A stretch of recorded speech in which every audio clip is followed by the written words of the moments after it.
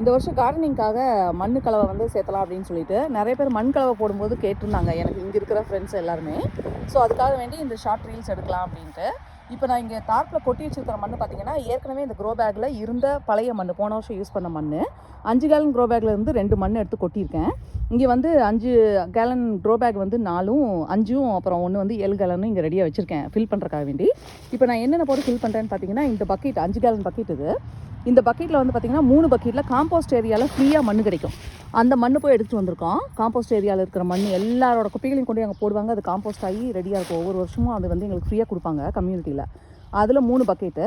இது வந்து cocoa coir அல்லது பீட் மாஸ் அப்படின்னு சொல்லக்கூடிய அந்த தேங்காய் நார் கழிவு இருக்கு இல்லையா, தேங்காய் நார் அது. இது வந்து பெர்லைட் அப்படின்னு சொல்லிட்டு, இது எதுக்குன்னா வாட்டர் ரிட்டென்ஷனுக்காக வேண்டி யூஸ் பண்ணுவாங்க. பெர்லைட்டு தண்ணி நல்லா உள்வாங்கி வச்சுக்கோம். இதுதான் பெர்லைட்டுங்கிறது. அப்புறம் வந்து இது வந்து வெர்மிக்லைட்.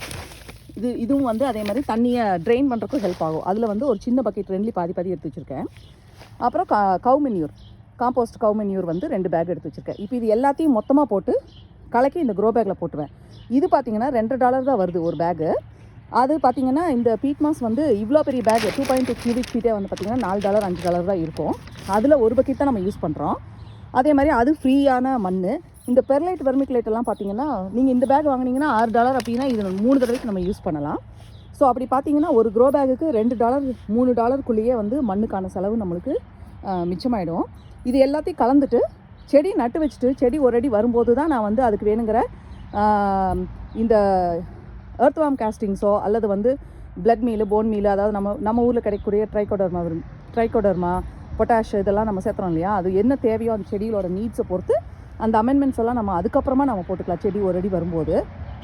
இப்போதைக்கு இந்த மண் கலவை மட்டும் போட்டு நம்ம ரெடியாக வச்சிட்டோம்னா, ஒரு வாரம் முன்னாடியே ரெடியாக வச்சிட்டோம்னா செடி வைக்கும்போது கரெக்டாக இருக்கும்.